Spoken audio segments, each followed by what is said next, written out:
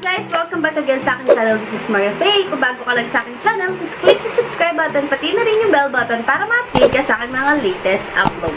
So for today's video, bibigyan ko ulit kayo ng magandang tip para sa pag-vlog. Para sa akin kasi, this is very useful, lalo na sa pag-editing kasi lahat ng mga vlogger, kailangan ma-improve nila or ma-enhance yung pag-edit nila. So, syempre, kailangan din natin dyan ng mga application para sa mga editing. Maraming application na makikita mo sa Google Play Store. So, mamimili ka doon kung ano yung para sa'yo na swak sa pag-edit mo. So, for me, ang nakita kong pinakamaganda at pinaka-the best na editor is yung KineMaster.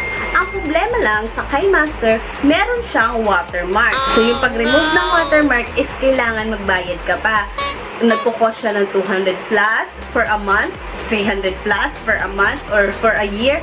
Nasa mga 2,000 something siya. Para sa mga baguhang vlogger, mahal yun, diba? Para sa akin, ano ba yung gagawin ko para makatipid ako or para mas mapaganda yung video ko, yung walang watermark? So, ganito yung ginawa ko, guys. Nung dinownload ko si KineMaster, nag-download din ako ng Filmorago. Si Filmorago is isa rin sa editor na ginagamit ko. Paano ko nga ba ginagamit si Filmorago pang pawala ng watermark ni KineMaster? So, ito nga yung tuturo ko sa inyo. So, let's go, let's start!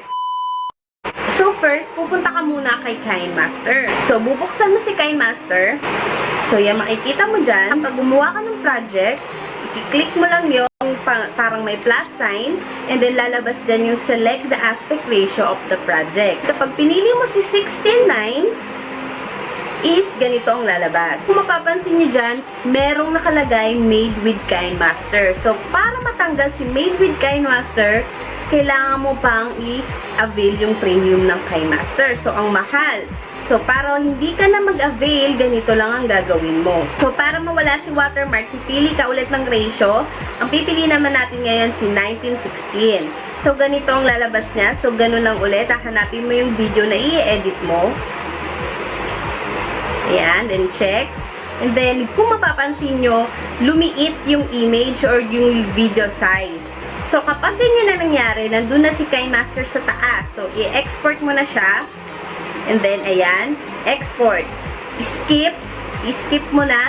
Pag in-skip mo yan, masasave mo si video na may watermark. So, ganito yung gagawin natin. Exporting.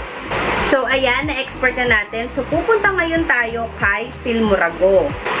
Pagpunta natin kay Filmorago, i-create new video natin, hahanapin natin si export, nakita mo, ayan, nakita natin si export, and then, i-click mo lang siya, and then, i-add mo siya, and then next,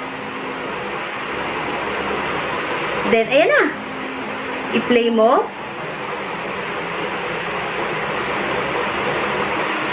voila, then save, tignan natin, save the project, save to camera roll. Pang! Ganon. O, ayan na.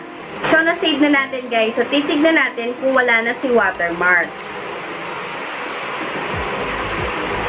O, diba? Wala na si watermark, pero yung watermark naman ng Filmorago ang meron. Madali lang, guys, tanggalin yung watermark ng Filmorago.